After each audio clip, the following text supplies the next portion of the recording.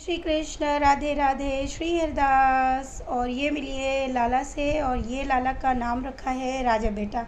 अब राजा बेटा इसलिए क्योंकि ये इतना नटखट बच्चा है कि मैं आपको बता नहीं सकती हूँ। रात में इसने श्रृंगार नहीं करवा लिया, सुबह वो सारा श्रृंगार जो है मिटवा दिया। फिर इसका सुबह श्रृंगार किया है, और उसमें भी इसने बिल्कुल अच्छे से श्रृंगार नहीं करवाया है।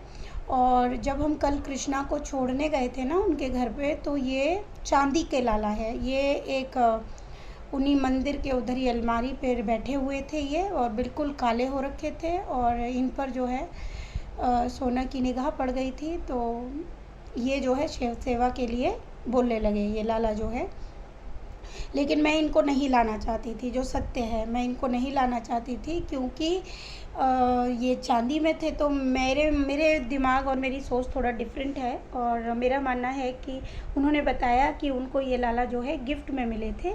तो मैंने कहा गिफ्ट में चलो लाला आपको दिए हैं, फिर भी अब मैं कुछ ज़्यादा नहीं बोलना चाहती, बस इतना ही कहूँगी कि मैं इनको बिल्कुल लाना नहीं चाह रही थी। और मैं कह रही थी नहीं प्रभु, आप मिट्टी में होंगे हम लेकर आएंगे, आप जिस भी स्किन टोन में होंगे आप आएंगे, लेकिन सोने चांदी में मैं आपको नहीं लाऊंगी। लेकिन भाई कुछ ऐसा हुआ कि ये लाला जो है फिर भी मेरे टैटे करने के बाद भी जो है ये घर तक आए। और फिर इनको रात को जब मैंने स्नान कराया, तो इनको स्नान करा के देखिए बिल्कुल साफ़ हो गए।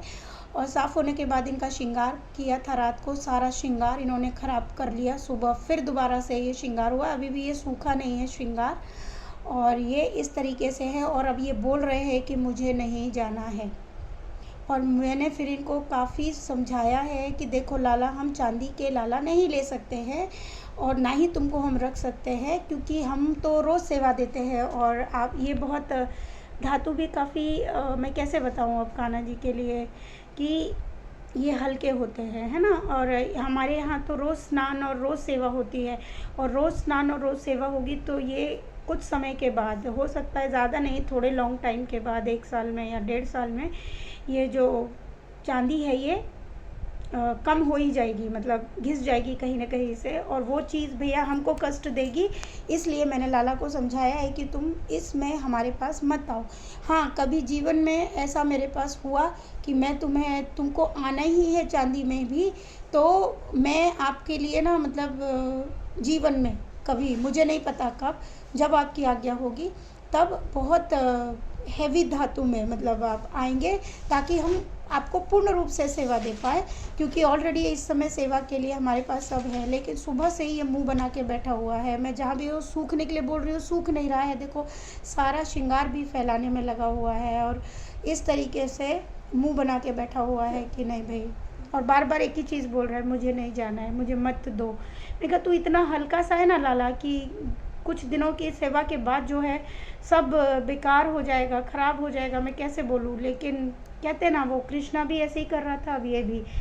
और जबकि मैं गुस्से में थी, और कल मैंने बिल्कुल मना कर दिया था कि मैं तुझे नहीं ले जाऊंगी, लेकिन ये फिर भी घर तक आया है।